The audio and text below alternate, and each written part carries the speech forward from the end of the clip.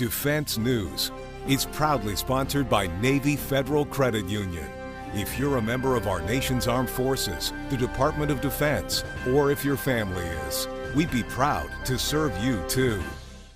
On this episode of Defense News Weekly, it's the anniversary of the desegregation of the American military. We've got special coverage of the historic event. And in defense dollars, the State Department clears the way for missile sales to Germany. Find out how much the pending deal is worth. Hint, it's in the billions. Plus, should we have Matt Damon on the show? Sure, why not? We talked to the A-list actor about his recent role as an Army Lieutenant General in Oppenheimer. And later, we travel up north where Arctic melt may have chilling implications to global security. We take a look inside NATO's Joint Arctic Command. It's those stories and more in the latest in news and analysis from the Pentagon to the platoon, here on Defense News Weekly.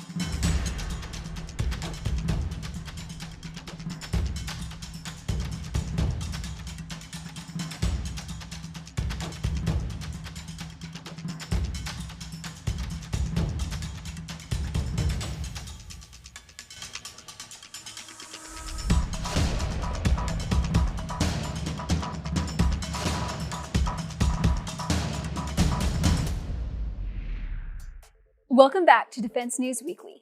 I'm Diana Stancy. July 26th marked the 75th anniversary of desegregation in the American military. After decades of black and white units fighting separately from as far back as the Civil War, President Harry Truman sought to end the practice following World War II. For more on the story and the history of integration, we turn to Claire Barrett from our sister publication, HistoryNet. Since the Revolutionary War, African Americans have served in every American conflict, albeit in segregated units. Black units frequently served with distinction. The 54th Massachusetts Volunteer Infantry during the American Civil War, who were among some 178,985 African Americans who donned Union blue during the conflict. The 9th and the 10th U.S. Colored Cavalry Regiments during the Indian Wars and the Spanish-American War, and the 369th Infantry Regiment during World War II all established outstanding fighting records. With the U.S. entry into World War II, 909,000 Black African Americans were selected for duty in the Army, with most Americans expecting Black soldiers to perform the same auxiliary roles, building airfields, clearing mines, unloading ships, maintaining roads and rail lines, serving as medics, and driving the trucks that supplied the armies, as the majority had in the past. It wasn't until the spring of 1944 that the U.S. government grudgingly rescinded its policy excluding Black soldiers from combat. By war's end, Black platoons had served in 10 infantry and armored divisions in the European theater of operation.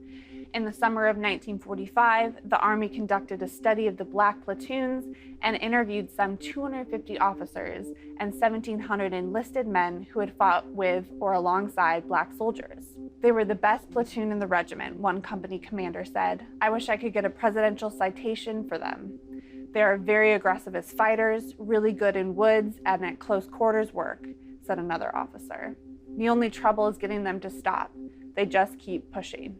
Despite their service to their nation, Black soldiers remained separate, with even their blood being segregated for transfusions in the field based on race.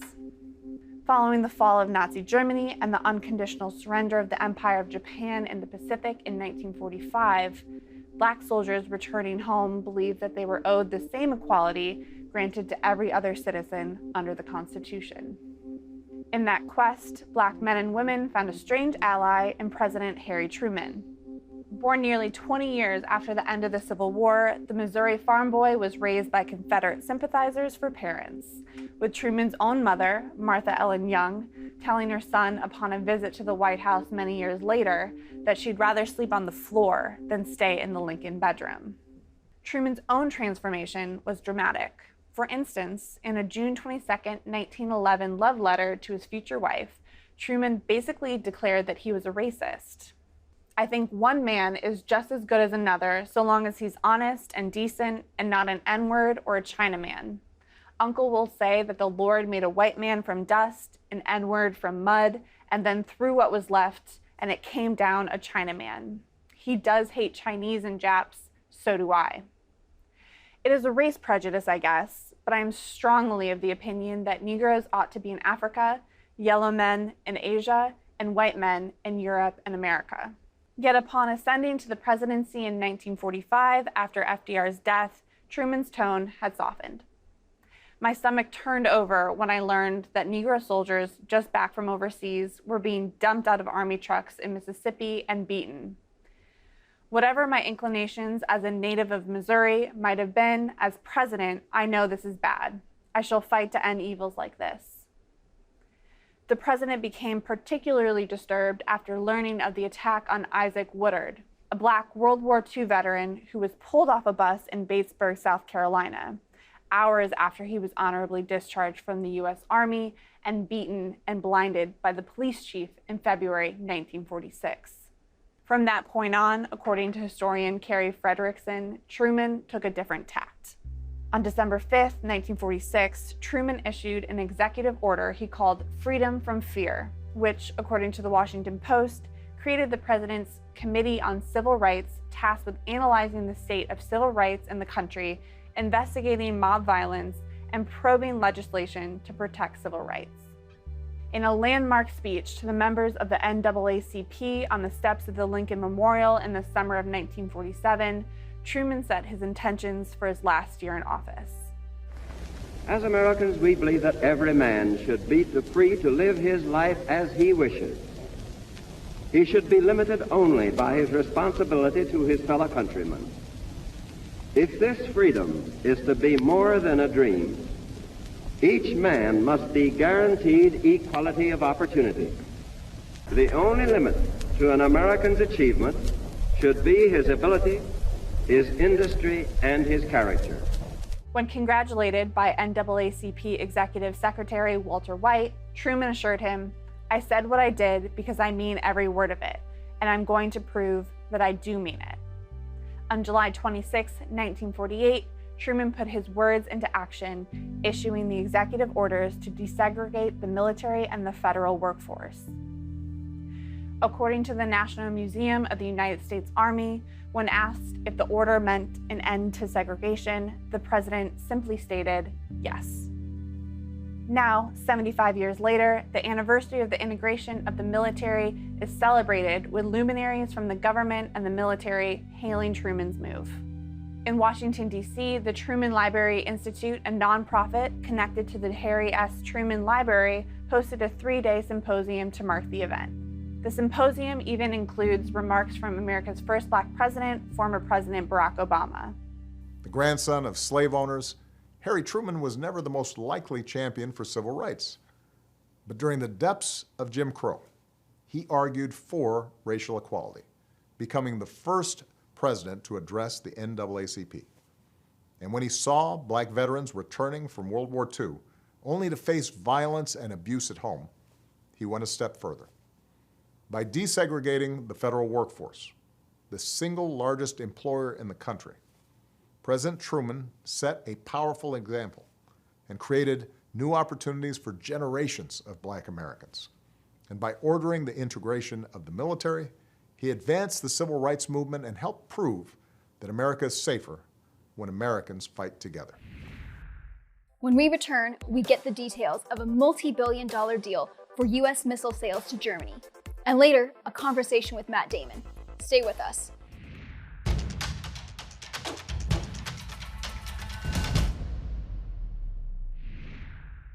Welcome back to Defense News Weekly. There have been a lot of moves in the defense contracting industry recently. So for a breakdown of the latest, it's time for Defense Dollars.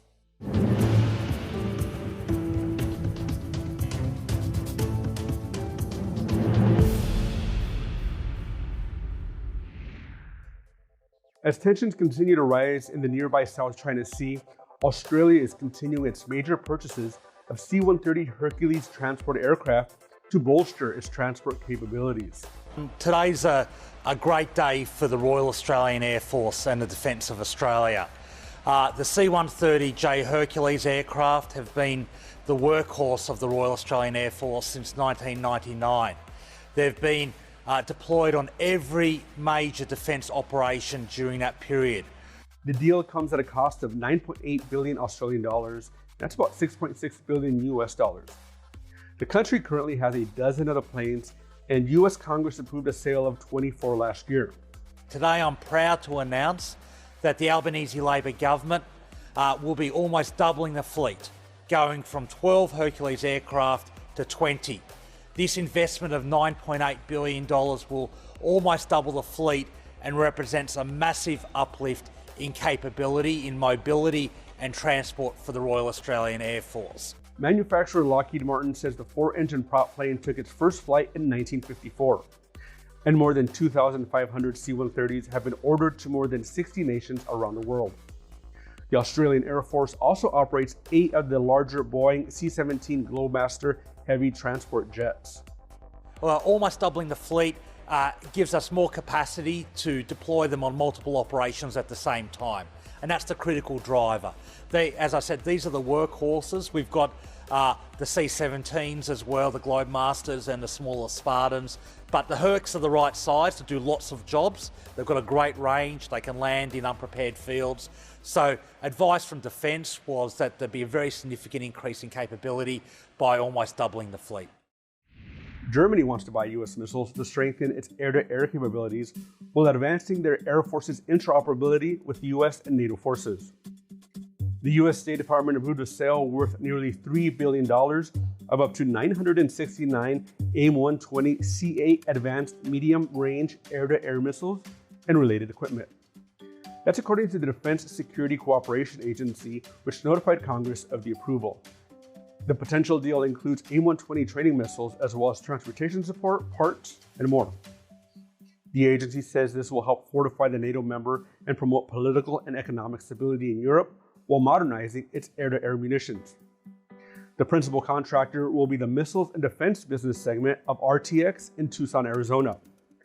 RTX, as you may already know, is what Raytheon rebranded to. Congress is expected to greenlight the sale, and then it goes to negotiations.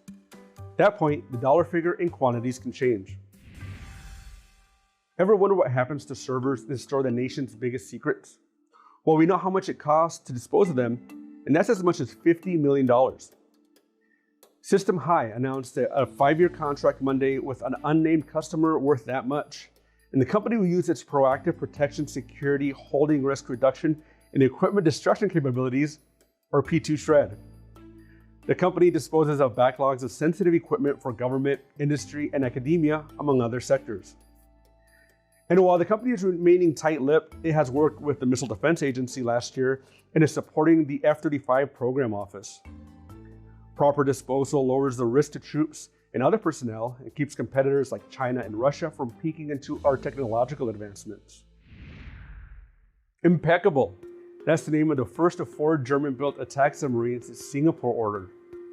The diesel-electric is one of 4 ThyssenKrupp-made Type 218 SG Invincible-class submarines that Singapore ordered, and that's according to its defense ministry. The ministry also boasts its state-of-the-art capabilities, including high levels of automation, its payload capacity, underwater endurance, and ergonomics optimized for the local physique. The French Navy has taken delivery of the LSS Jacques Chevalier.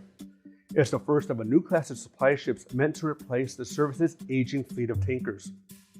The Chevalier, named for the French engineer who pioneered the nation's naval nuclear propulsion development and served as chief of French military procurement office in the late 1980s, is the first of 4 new logistical vessels that will take over for the Navy's Durance class of tankers, which were built between 1973 and 1990.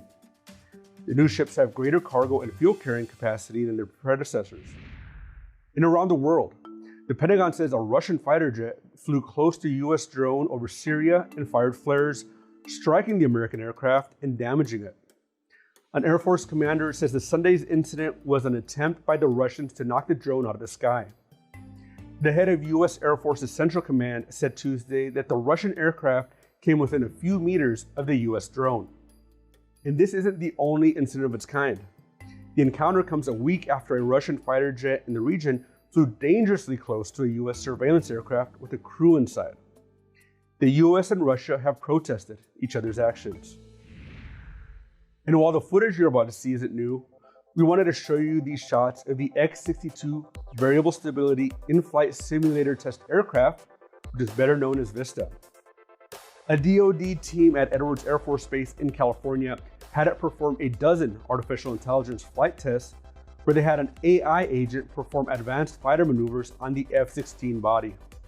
An AI agent is an artificial intelligence system that can learn and respond to its environment. The aircraft is developed by Lockheed Martin Skunk Works in collaboration with Calspan Corporation. The company announced in February that the plane flew with its AI for more than 17 hours months earlier. And in other news, a developing area of potential conflict centers on the northern polar region. Consisting mostly of water and ice, the Arctic is becoming easier to navigate as the planet warms and more waterways open up. That makes the area contested by global powers, including Russia and NATO member countries. How does NATO handle its presence there? We take a look in this video from the Alliance. All the units operating here in the Arctic region, they need to be very robust to cope with this harsh environment. It just prevents any aid from the outside. You need to bring everything yourself. The Arctic region is the gateway to the North Atlantic. For NATO and its allies, maintaining a strong presence here is vital to protect trade, transport and communication links between North America and Europe. Historically, this has been an area of low tension, but that is changing. Climate change is causing the world's ice caps to melt at an alarming rate. As this ancient landscape forever changes, what does the future hold for security of the region known as the High North? I'll be joining the Danish armed forces in Greenland, at sea and in the air to find out the challenges of patrolling this vast area. The geo-gap, Greenland, Iceland and UK is hugely important for NATO. It's what ties the transatlantic bonds together. That's the way we would get the reinforcement from North America in a conflict scenario in Europe. No one knows how to operate in the freezing waters off the coast of Greenland better than the Royal Danish Navy, who have been patrolling here for centuries. We'll be boarding the HDMS Triton, one of 4 Danish ocean frigates patrolling Greenland at any given time under the Joint Arctic Command. Safely onto the ship, I went up to the bridge to meet the commanding officer. Commander Senior Grade Peter Crow is a veteran of these waters and a former commander of one of NATO's naval task forces. Can you give us some idea of just the vastness of this area? It's extreme distances, so you need to think ahead about the ship's performance, about the crew skills and about logistics. We start to feel a growing interest from other navies that also wish to explore the northern region, and of course we want to keep the sovereignty and protect the interests of Denmark and also our allies up here. Therefore we are very pleased to share our knowledge with others and especially allied navies. I mean, it's the sea level that's changing and it's the amount of ice that is changing. Let's take an example here in the Bay of Disco where we are now. People on the shore side, they used to visit the island Disco and they could go there by foot, but they haven't been able to do that for a very long time because the temperature is increasing. So it is very easy to see the changes of the climate. As the ice melts, it creates the opportunity for new shipping routes and with it potential risks and threats to Euro-Atlantic security. The availability of new Arctic routes, while presenting potential commercial opportunities, could also lead to competition between nations and jeopardise the security of the entire region. With Russia stating its intention to be a primary force in the Arctic region and China declaring itself as a near-Arctic power, Arctic security has become a priority for the NATO alliance and its allies. Our area of responsibility will be more used by the whole world, trade, the ships, by research, by tourism. So there will be more people in our area, and that of course gives us a challenge, both in the surveillance part, but also in the search and rescue part. We need to be capable to handle that. So there will be challenges. The truth is that nobody knows exactly what will happen in the coming years and decades with regards to rising sea levels and the effects they could have on security in the high north. But what we do know is that Greenland's ice caps are diminishing and sea levels are rising year on year. In an age when global security is both unpredictable and volatile, it is vital NATO maintains a strong allied presence in a strategically important region. Coming up next, our personal finance expert gives you tips to fortify your financial arsenal. Stay tuned.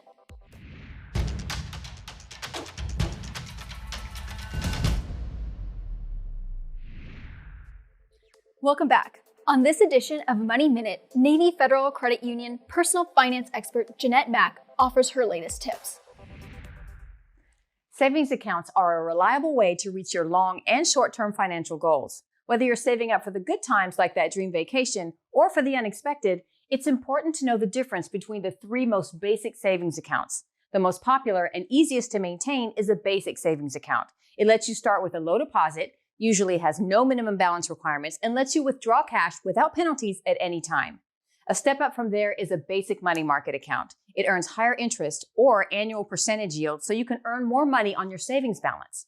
Sometimes these accounts have a minimum balance requirement, so once you have the funds from your basic savings account, you can move to a money market to start getting more for your savings dollars. Next is a certificate of deposit, or a CD. These accounts have higher interest rates than both a basic and money market savings account. A CD is a great place to park money that you don't intend to use anytime soon, so it can keep compounding interest over time. You can choose from terms as short as 1 year to 10 years or more. Smart money is saved money, so let your dollars go to work for you and earn some easy dividends. Open a savings account today. Thanks, Jeanette. We'll see you next week. To get more coverage of military and defense topics, look up from that How to Fire a Mortar instruction manual and check out Army, Navy, Air Force, and Marine Corps Times.com, as well as DefenseNews.com. And to be the Coastie with the mostest knowledge, sign up for our Early Bird Brief newsletter, compiled each morning to bring you the latest headlines. It's also in audio. Check out the podcast version, out each weekday wherever you get your podcasts. And if social media is where you get your news, follow us on YouTube, Facebook, Instagram, and Twitter. When we return, we talk with none other than Matt Damon about his role as an Army official developing the nuclear bomb in World War II. Or was it Affleck? No, it was Damon. Stay tuned.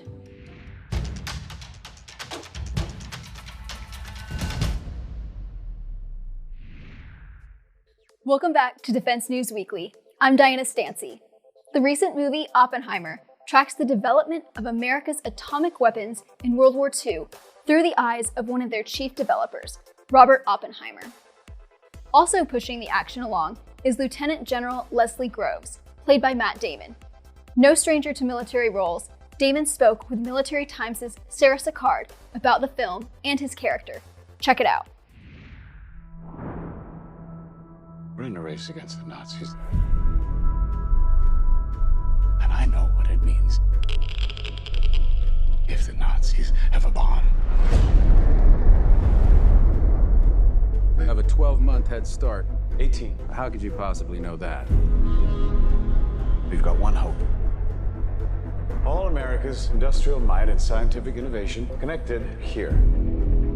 A secret laboratory. Groves was really fun because I'd never quite had a role like that.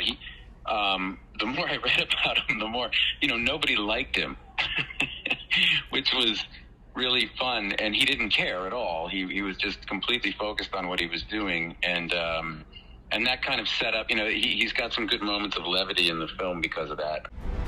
Are we saying there's a chance that when we push that button, we destroy the world? Chances are near zero. Near zero. What do you want from theory alone? 0 would be nice. And I just love that idea of that kind of tension between the military and the science community that just, because the military is just completely obsessed with compartmentalization and secrecy and, as they should be. It's, obviously there were people trying to steal those secrets and people, and it was, you're talking about like an existential threat to humankind but the scientists are all about kind of keeping things open and learning from one another, and so they were philosophically totally opposed, and that led to this kind of natural tension between Groves and everybody else. I think they'll enjoy particularly the frustration with which Groves what he lived with as a military person. He suddenly finds himself in charge of a bunch of civilians who don't really recognize the chain of command, and so that was kind of, I found it very funny when I read it, trying to imagine a general, a colonel then becoming a general, kind of finding himself in this situation with a bunch of people who he was like a kindergarten teacher. He was kind of herding cats the entire time. And yet he's in this position where he desperately needs these people because they're the only people who can help him finish his mission. So hopefully this audience will get a lot out of that. That's all we have time for this week. Please visit us on militarytimes.com and defensenews.com for more coverage. Thanks for joining us, and we'll see you next week.